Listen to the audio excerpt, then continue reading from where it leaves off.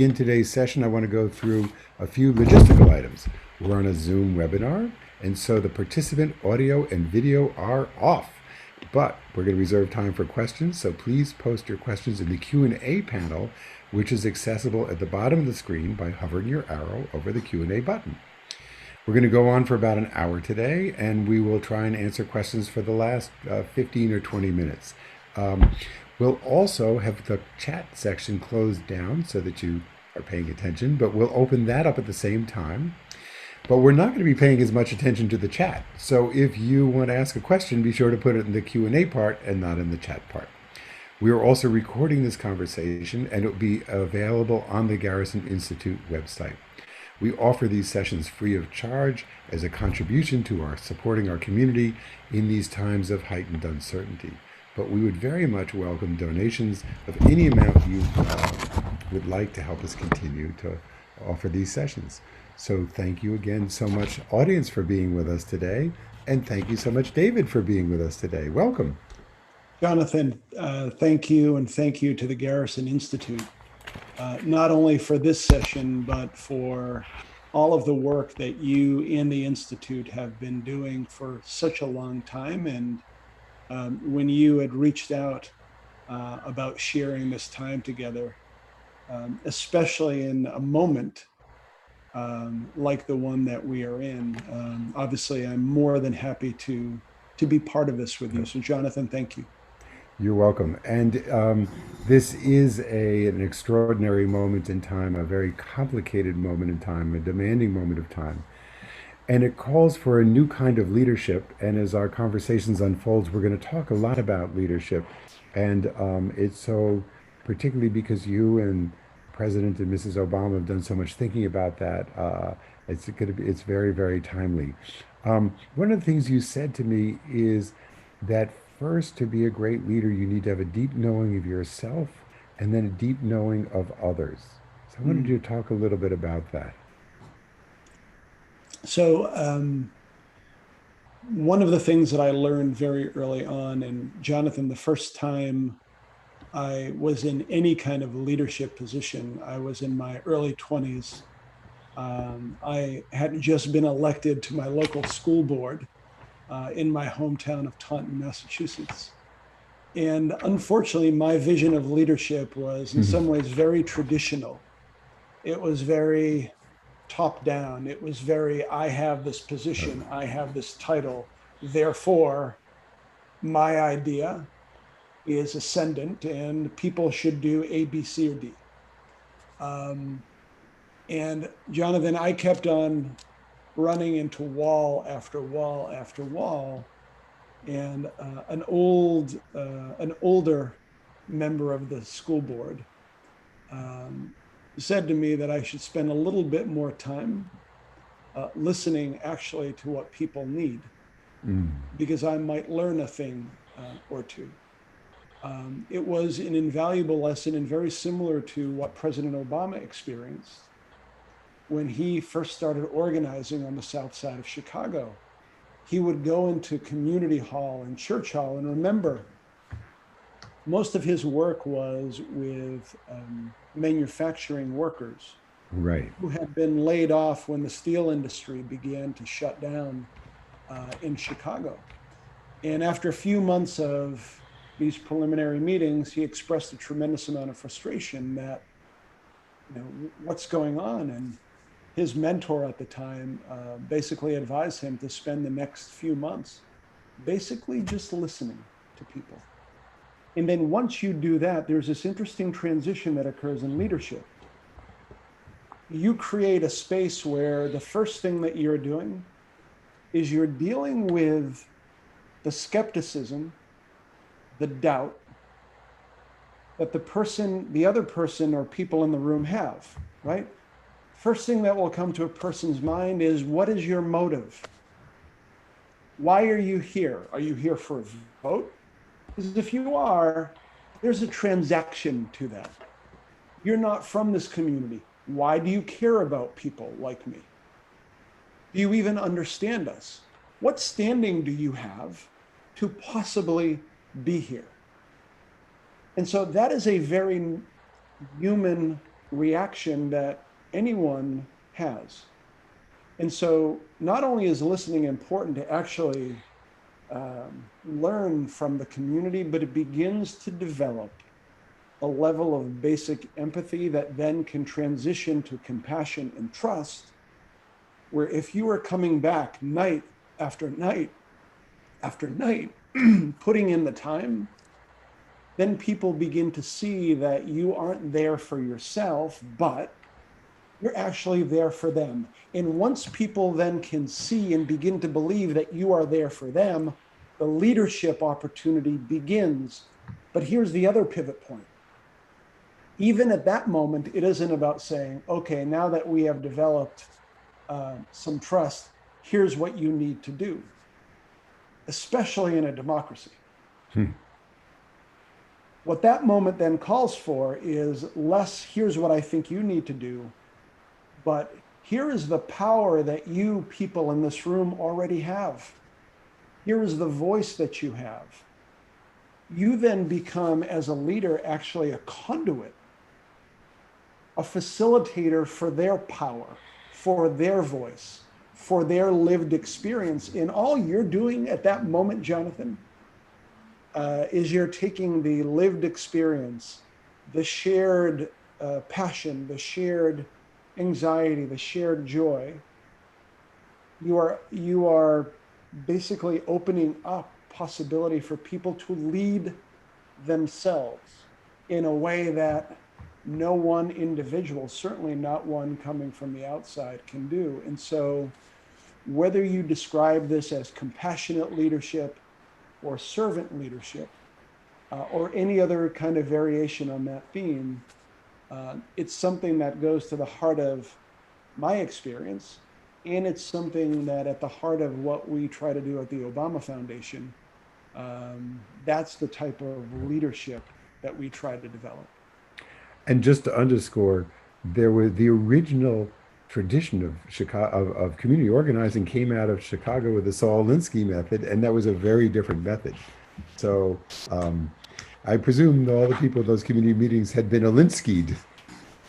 I am sure when you think about the South Side, the West Side, and the North Side, because the other wonderful thing about a place like Chicago, and I am new to it.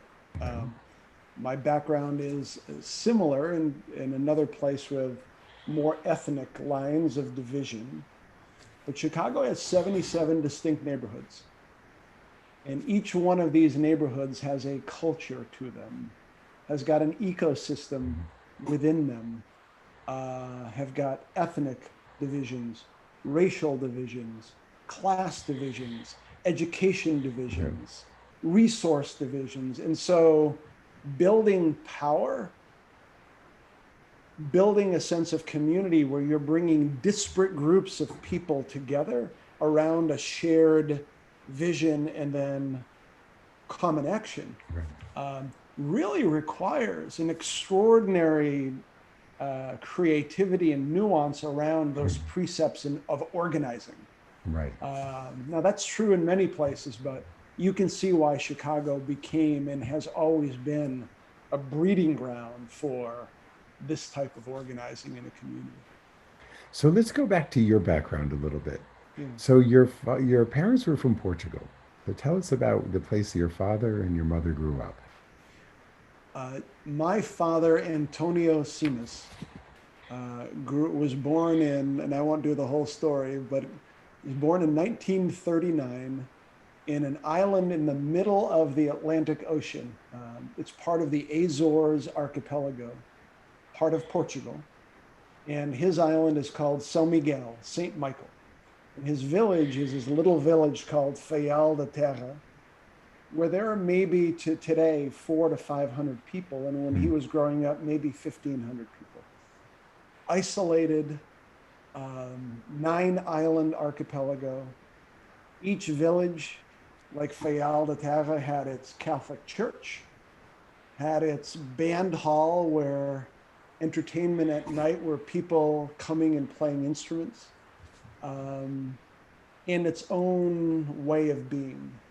And there, as you and I discussed before, Catholicism wasn't just religion, but it was culture. And there in the Azores, especially in St. Michael, when you think about from a Catholic perspective, the Trinity of the Father, Son, and Holy Spirit, I always remember the Azorean community indexing towards the Holy Spirit, o Espírito Santo. And where I grew up in Taunton, Massachusetts, most of the immigrant community was from the Azores. And each one of the Portuguese parishes would have a Festa do Espírito Santo, the Feast of the Holy Ghost.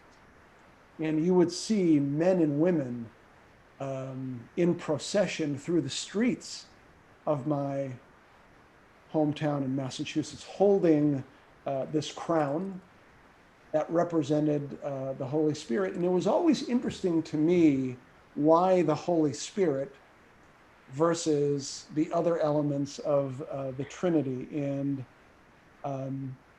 I just always assumed that in this disparate community of isolated people, that the notion or the vision of the Spirit that infuses everyone in these remote and isolated places was this one moment of unification that would bring everyone together. And so the Azorean Espírito Santo was very, very important. My mother, who was the youngest of 9 and the only girl, her name is Diolinda Simas, grew up in a part of Portugal called the Alentejo.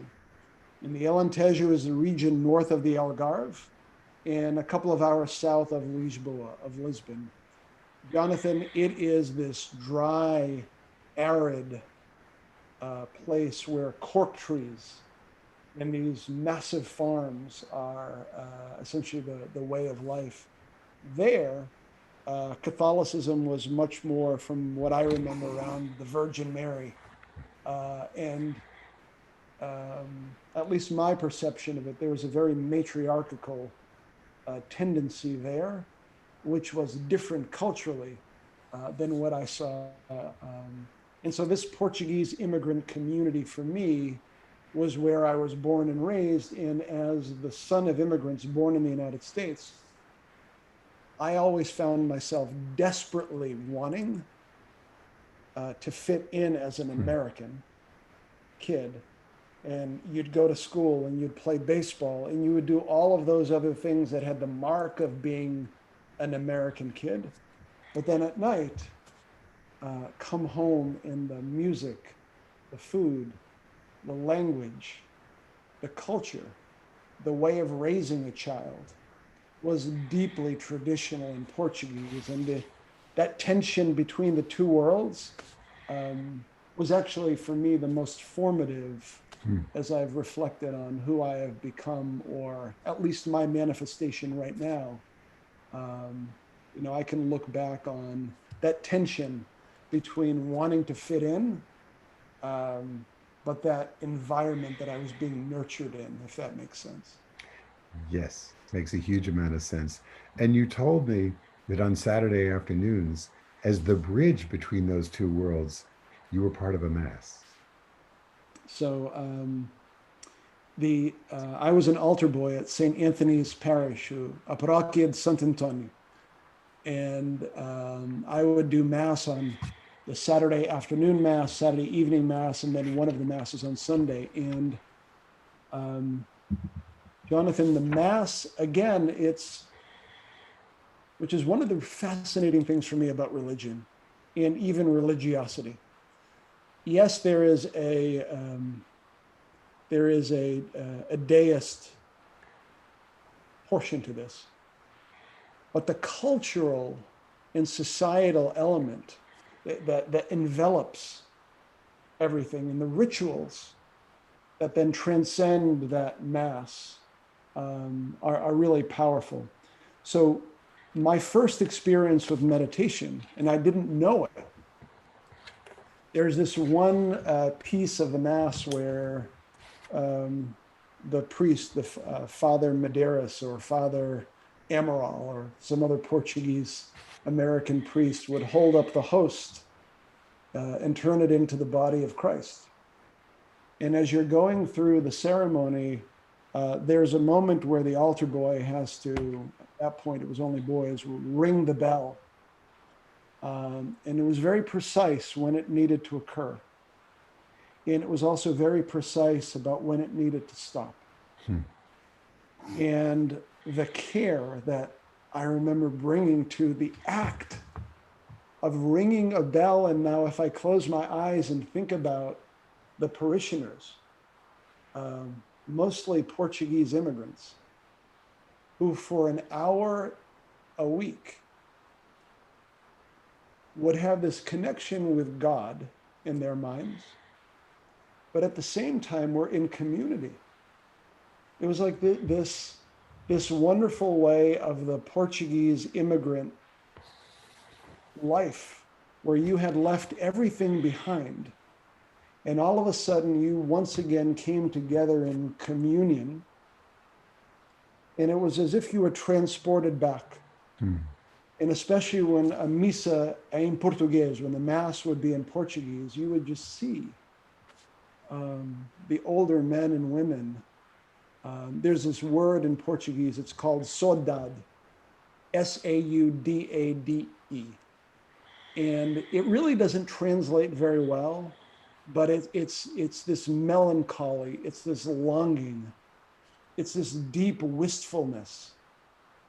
And there was always this element of saudade, like this longing and a memory that at that moment, people were sharing together. It's so vivid, Jonathan, and just to see how people, that moment of need for communion, to be connected, because you knew that Monday morning, that when the bell in the factories, the whistle, and in my hometown, there are factories everywhere.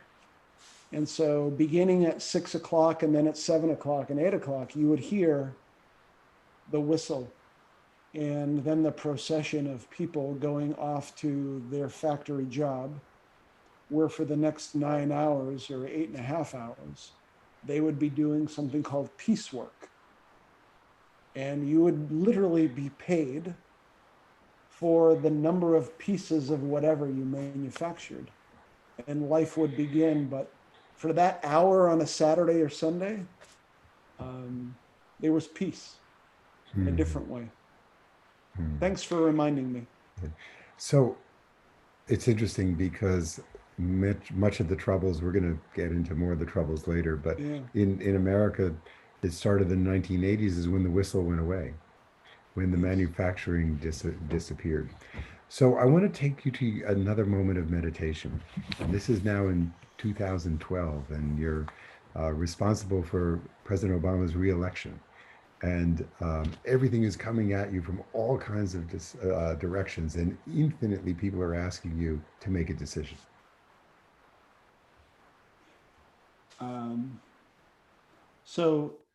My job at the time, Jonathan, on the re-election campaign was I was the director of opinion research. And the responsibility for that person is to work with the team to try to discern opinion as it relates to the binary choice between, in that case, Barack Obama and Governor Mitt Romney. Perceptions of character, perceptions of anxiety, blue versus red, left versus right, anxiety, fear, aspiration, whatever the case may be. I had never done that job before. I had no experience in it. And so I remember sitting in my apartment in Chicago, a new community to me for the first time.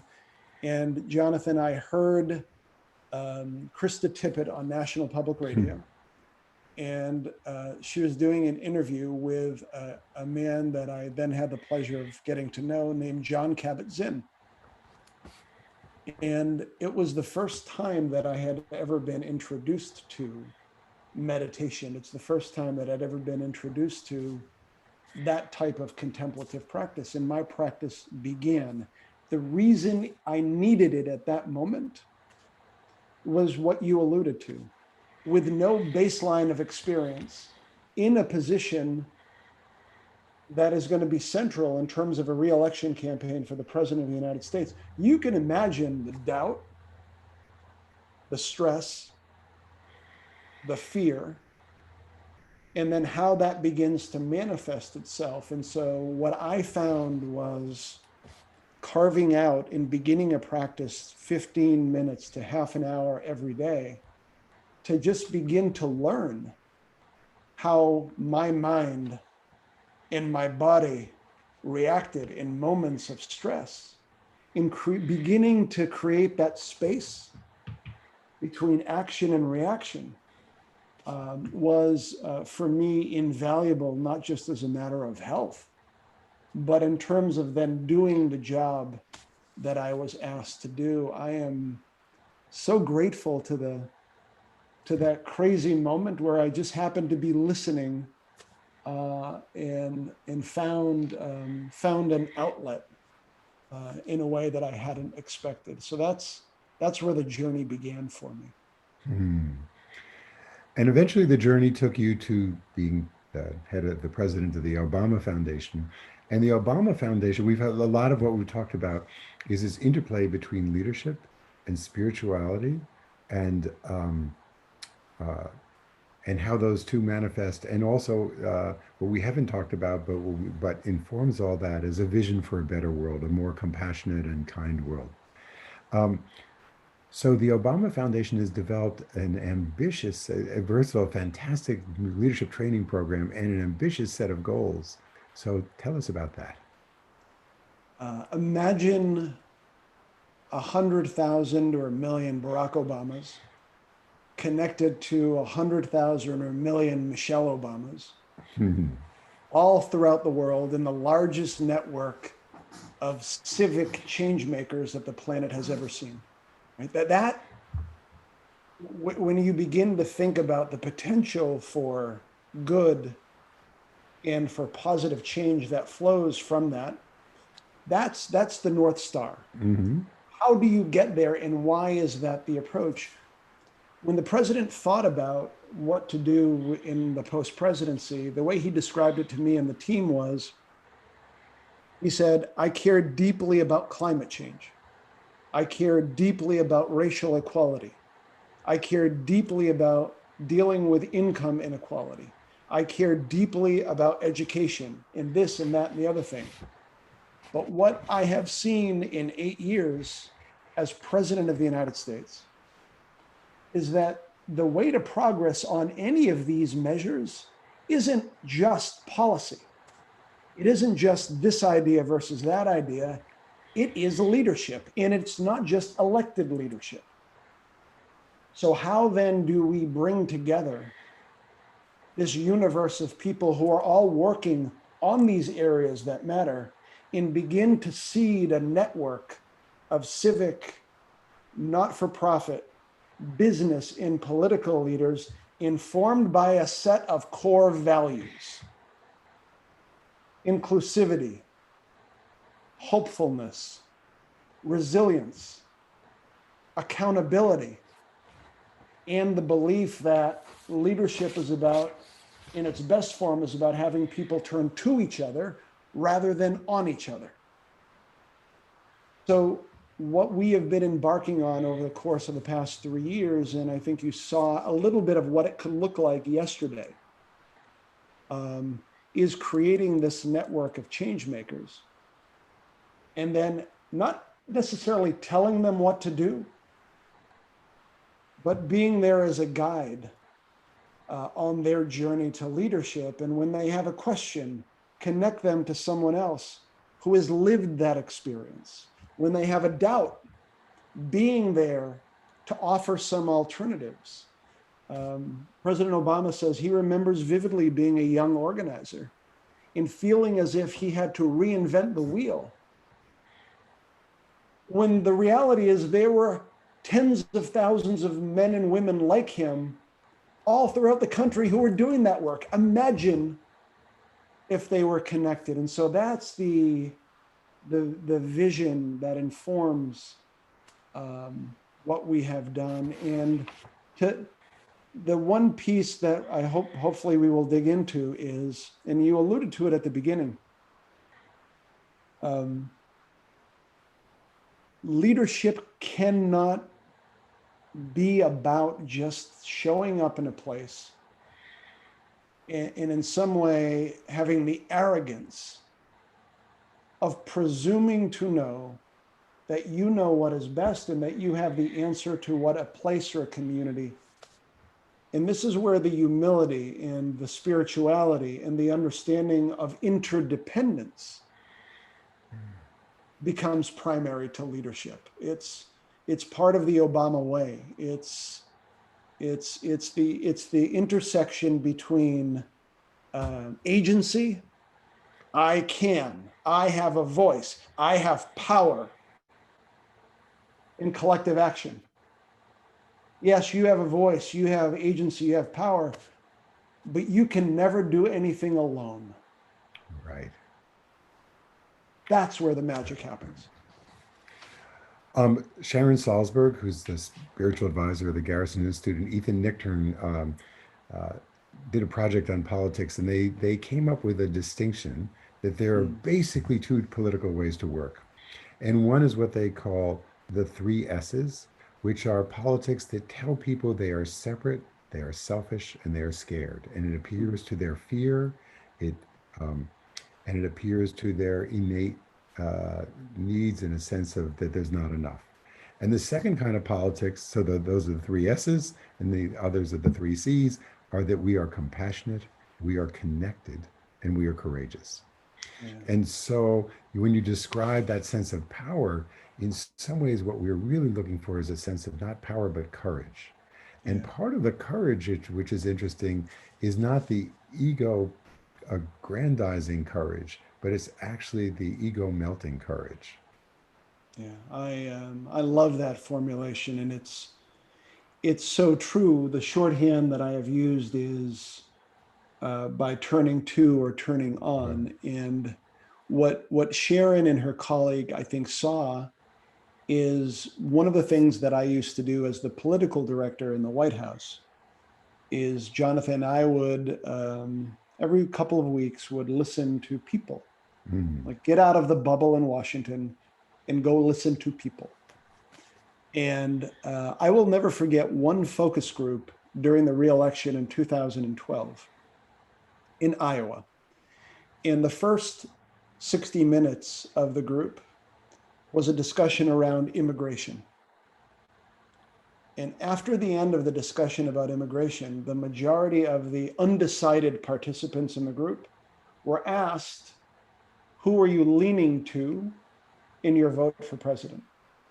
Almost all of them who began undecided said, we are leaning towards Governor Romney.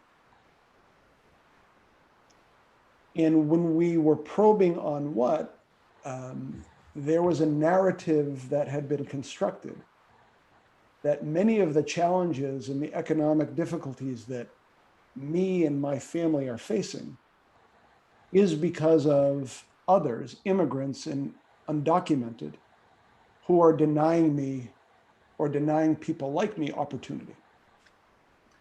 They took a break after that first part of the discussion, had coffee, grabbed some Skittles, and then sat down and then did 60 minutes on corporations that are shipping jobs overseas. 60 minutes later, the same question, who are you leaning to? Obama. Why? Well, I'm working really hard, but you've got these corporate titans who don't care about me or my family, and they're doing everything to maximize profits. Jonathan, same group of 8 people. The only difference was in their minds at that moment, who was the villain in the story? That was at the root of what they were experiencing. Turn to, turn on. And what I saw and have seen in electoral politics, unfortunately, the motivation around anger and fear and scarcity especially in moments like this, is super powerful. And that group of individuals was willing to have one villain above them and one villain in their minds below them. And so the danger in politics is that you will see campaigns that are structured in a way in order to get to 50+1 that are all about finding that vein of anger and turning it. But here's the problem. You can win an election. You can get to 270 or 50+1 in the jurisdiction, but what are you left with? Right. That's where the construct around courage versus, the fear is very important, because in a pluralistic democracy, you and I can disagree about 10 things. But the moment that I begin to then question your motives and ascribe characteristics to you as an individual, even if you and I agree on one or two things, I'm not going to work with you, because you are no longer a fellow citizen. You're increasingly becoming an other and an enemy. This is when I think about all of the existential challenges that we face in the United States and frankly globally, the potency of otherizing and the diminishment of the humanity that we have is at this moment as fraught as anything that I have seen. So let's talk about this moment. Wait, I just wanted to make a note.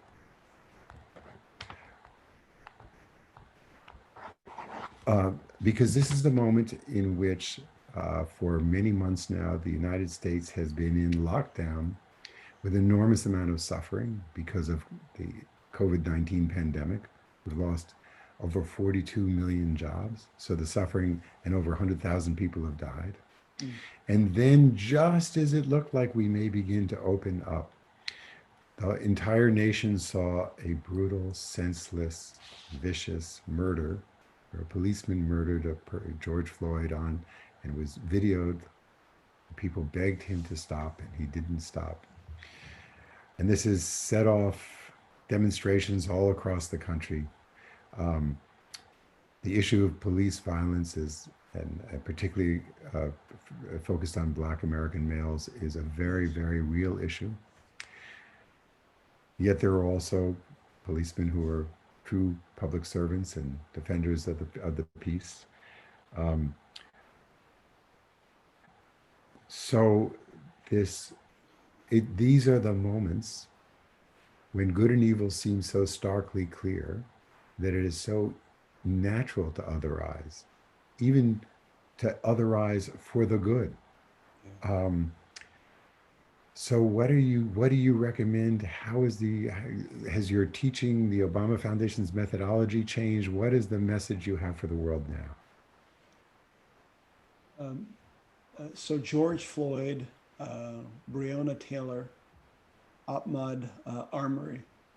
And I remember being in the White House with Trayvon Martin and just countless others.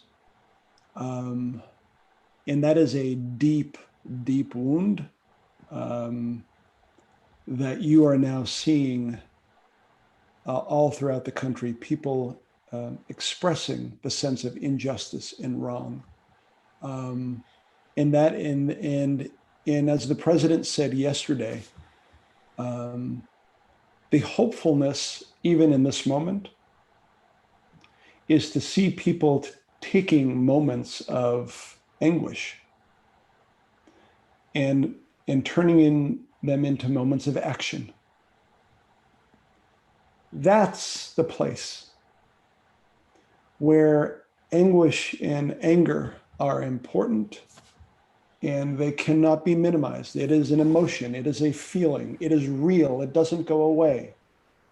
And for too long, just as a human that is dealing with a difficult thought, that you either fight it or fuse with it. Either one of them are bad in terms of outcome.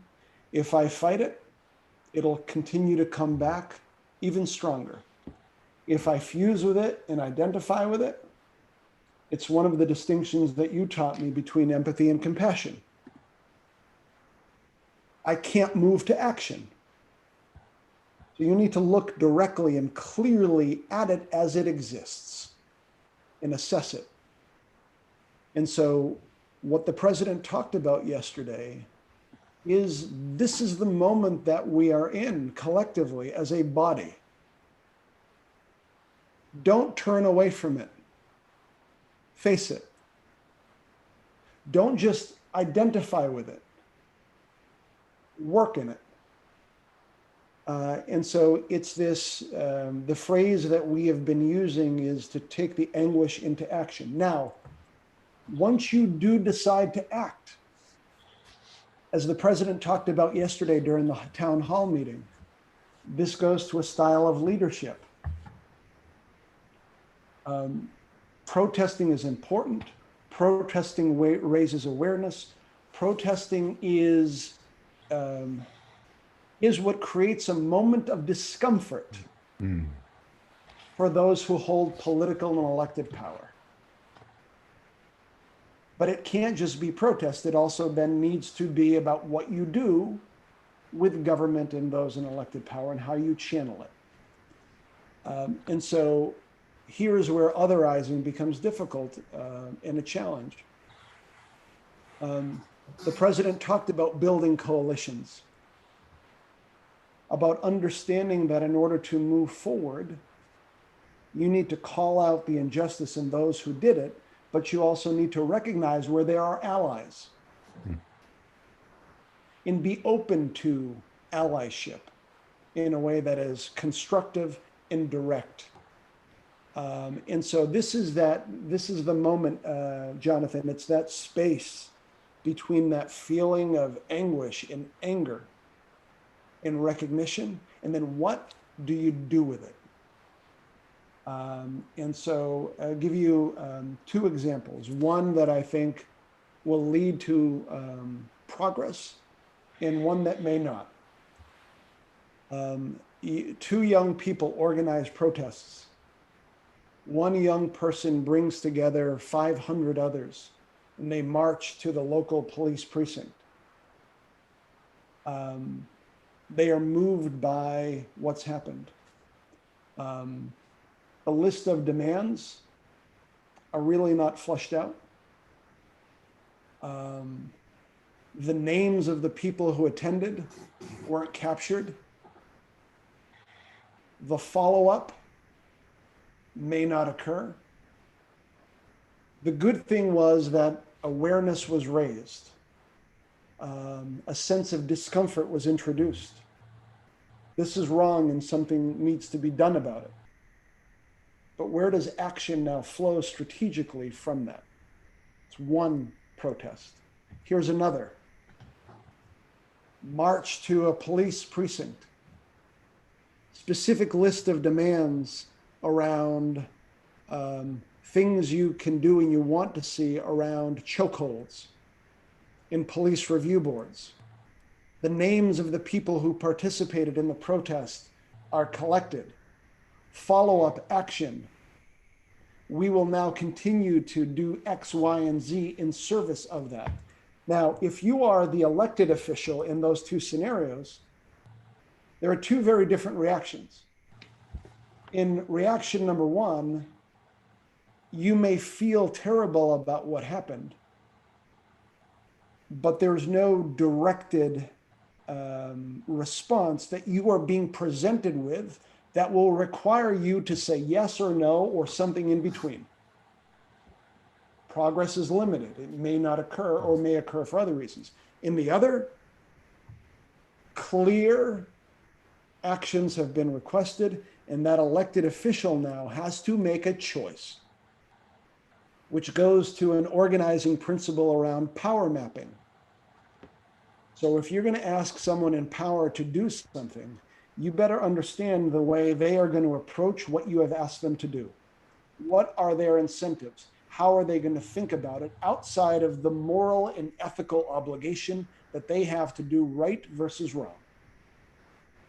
How do they view this electorally? How do they view it from a position of legacy and a variety of other factors? And so, a long winded answer, but I think to the point of the importance in these moments, even when you act, to do it in a way where you are being strategic in building towards something that brings people with you towards a specific outcome. And it's been beautiful to see, Jonathan, and that makes me hopeful. In fact, so first of all, on the Obama Foundation website, you have a wonderful list of resources. Second of all, there are all kinds of resources about mindful policing and um, community policing and community policing best practices, etc. And so asking for something very specific, there's another thing, which is a lot of politicians may not know what to do. That's And exactly so right. actually they may want to do the right thing. And so saying, here's the, National Association of Police Chief Officers or whatever, recommendations on community behavior or something like that might turn out to also just be helpful. We're going to about to go to questions, but just the last thing, which is you said that politicians um, have they do power mapping and they have many different things that they're thinking about. But I have observed that humans have multiple mind frames, Yes. and that there are um, mind frames that we can evoke that raise us to our higher morality, that call on us to be the better angels of ourselves, that actually take us out of the rational decision making and call us to something greater. And these are actually, they can be non-denominational, but they are spiritual in quality. And I go back to your earlier mentioning of interdependence, that Yeah. they remind us that we are all in this together, and they remind us of an aspiration to act compassionately towards the common good. Yes. Jonathan, there's a Yeah. video of, I believe it's the police chief or the Yeah. sheriff in Flint, Michigan. Yes. So um, I want to talk to you about this, and Yes. we have some questions coming up. So I'm going to try and talk briefly, and then I Good. think we're going to go a little longer than our slated time too, because I definitely want to get to the question. So Yes. here's what happened. The video is the police chief is standing in front of a crowd, and he says, "I'm taking off my helmet and my baton, and we're dropping them." Um, and we are just here with you. We are here to protect you. We want to make sure you have a safe and productive march. And he also says, and by the way, that guy over there, that officer, he just loves to give hugs. So like, he loves hugs. So like, if you want a hug, have a hug. What do you want?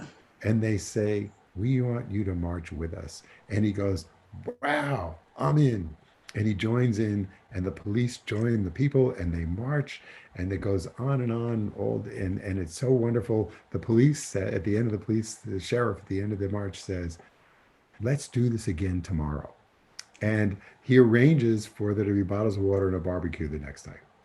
Now, there's a backstory to this, Yeah. which is that Flint, Michigan, one of the most beleaguered African American majority city, beleaguered cities because it was completely abused by its governor. And we know about the Flint water crisis, in which uh, the 100,000 residents were given water with high lead content, enormous cognitive issues with the children that have come out of this. And Flint has organized, led by something called the Crim Yeah. Foundation, Yes. around something called Mindful Flint. And it turns out that the sheriff was part of the Yes. Mindful Flint, but also some of the marchers were part of Mindful Yeah. Flint. Yeah. And so, in finding that commonality, they had this common language that they could work from together. So, This is exactly why I raised it, because yeah, yeah, in that moment, that leader yes, in a position of authority had a choice, and he appealed to something bigger than either a sense of ego, a sense of fear, a sense of recrimination, right, or whatever other type of negative feeling, right, and in a very skillful way, had people transcend. I mean, I right, love that example. right. So thank you for sharing the backstory. But remember, they all, the police, the Yes. people, they all transcended. Yes. So I'm going to get to some questions. Just one was, could I repeat the three S's and the three C's? So the three S's are separate, selfish, and scared. And the three C's are compassionate, connected, and courageous. And there's a paper that was written on this. And so we will post the paper to our website so that people can find access to it. Abraham asks, how can churches and religious groups harness their immense social capital available amongst their constituents to address systemic social justice maladies in the cities where their members live? I, um, I'm so deeply grateful for that question, Abraham, because, um, and I forget who said it, but some of the most segregated times in the country are on Sunday mornings. Um, and it's a paradox where actually faith communities and religious communities are so primed and well positioned to break down some of the racist barriers that occur. And so it's not even a question about not being racist, it's about a question now about being anti racist. And so imagine a world where, whatever the denomination of faith, where there is a deliberate effort by and between faiths that transcends and goes across racial, class, and language boundaries in a way where the clergy has something that very few other people have in their communities, which is almost complete trust. They are modeling and signaling what the appropriate behavior and responses should be. So it is one thing to stand at a pulpit and decry the injustice and the lack of humanity in the murder and the historical treatment. That is, I argue, a necessary but insufficient.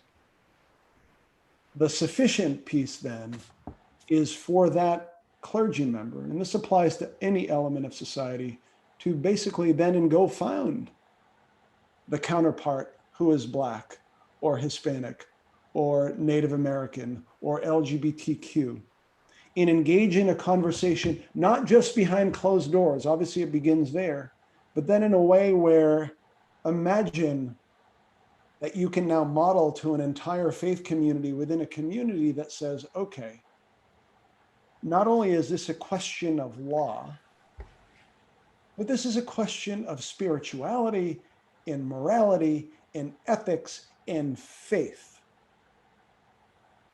That then begins to get to hearts and minds if it is sustained over time and becomes part of that kind of central credo of who we are. And so faith leaders, and you look to the civil rights movement in some of the more powerful images, where the white Catholic priest or the white minister or the rabbi, along with the African American minister, leading. And obviously the image of Thich Nhat Hanh and Dr. King, the message that sends, right? It's powerful. So Abraham is on to something very important. And thank you for that question. So, also as a reference for all of you, check out an organization called Religions for Peace. It's a global organization, brings very high level religious leaders together. And just to give you an example, in Africa, when the AIDS epidemic was spreading and finally its cause became clear, there was a huge amount of misinformation. Taking a shower would eliminate AIDS, or a series of other things. And there was also rumors that said that measles vaccinations gave you AIDS, etc. And so the religious leaders were called together to help solve this. And in Uganda, the high mufti imams and the Catholic bishops and all the others all came together and had all of their ministers then preach the gospel of modern medical science, and it significantly helps. So then, Religions for Peace, you'll find a lot of interesting answers. Another question for you was, can you talk more about the difference between empathy and compassion? So my formulation, and Jonathan's will be much better. But my formulation is empathy for me is I feel what you are feeling. I see your pain. I feel your pain. I identify with your pain. Um, Compassion is then I want to do something about it. I want to take away your pain. I want to work with you to take away the pain. And so I always think about this continuum of sympathy. I feel bad. To empathy, I, I am identifying and feeling what you're feeling, which can become corrosive, um, especially when you think about first responders and others, and if there's no outlet or channel. Compassion isn't then about, at least in my mind, it's creating, even while you feel the pain, it's creating this little space that, without hurting yourself or continue to hurt yourself, allows you to then help remove the pain from others. And then the final piece on the continuum for me is the gold standard of interpersonal relationship. It's trust. That I, at the end of the day, because of either an experience or set of experiences that I've had with you, or my assessment of you, I will rely on you. Hmm. I believe that you will have my back and I will have yours. I will treat you with integrity and you will reciprocate. That is an earned um, end state or a state. Um, And so it's what we try to say with leaders at the Obama Foundation, um, especially when we do story exchange, that beginning of feeling what people are feeling and putting yourselves in their shoes is a necessary precondition to what comes next. And it's the action that Right, for me is the distinction between empathy and compassion. So that's right, my formulation. right. So it's perfect. I'm going to add just a little bit on the science, which is that empathy, not tied to action, leads to what's called empathetic distress. And we see this, by the way, hospital emergency room workers and policemen and nurses and people working in humanitarian aid camps, et cetera, and domestic violence shelters, through empathy, actually end up taking on the trauma of something called vicarious trauma of their Mm. clients, and it leads to enormous burnout and distress and um, uh, negative mental states and ill health, actually. Mhm. Whereas compassion, and we can actually discern, we can train in the difference. I'll get to that in the beginning. Compassion is the feeling for somebody. You're not taking on their feelings, and you're acting and you're doing your best. And even though you see your best is probably not good enough to heal everybody, it's that thing where, people come home from this horrible work and they come home and they feel like it was a meaningful and important day versus they come home and they just feel completely drained. So the outcome, both for the people you're serving, but also the outcome from yourself, is different. This has been scientifically studied, and we'll put on our website a paper by Dr. Tanya Singer, which was published in Science Magazine, in which she did MRI studies and actually discerned there are different neurological patterns between empathy and compassion. Susan asks, what are a couple key lessons that you learned during your time working at the Obama administration? There are there are so many. Um, uh, First of all, my working with President Obama and learning from his leadership, um, never, ever, ever did I see the president or Mrs. Obama treat anyone uh, in a way that wasn't completely respectful, dignified. Um, Many times as president, when you're going to give a speech at a hotel or someplace, you'll go in through the loading dock, because you can't go in the front door. And you'll then take the elevator up the freight elevator. And then you will go through the back of the kitchen before you get to the area. And every single time, without fail, the President of the United States would stop, see those men and women, usually people of color, washing the dishes and cleaning the floor, and stop and engage with every single one of them, when literally the next person he was going to talk to was a titan of this and a senator of that. But the difference in the interpersonal connection, there was no variation. So for me, that consistency when the camera was off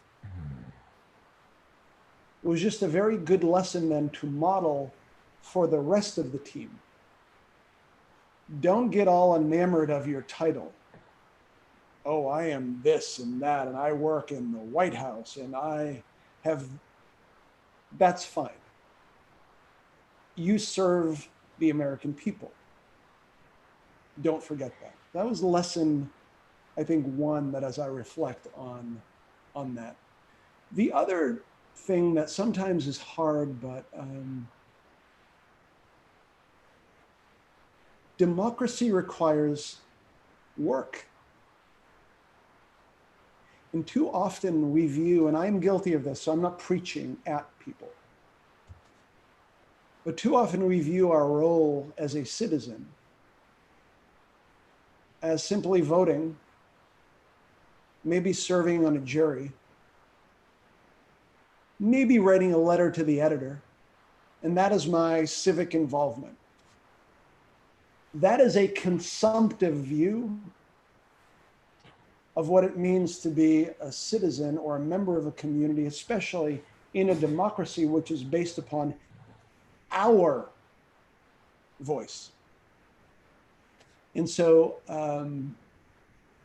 there is a fragility to this. And the fragility is exacerbated when we view our place in a democracy as simply being a consumer of it. I have rights,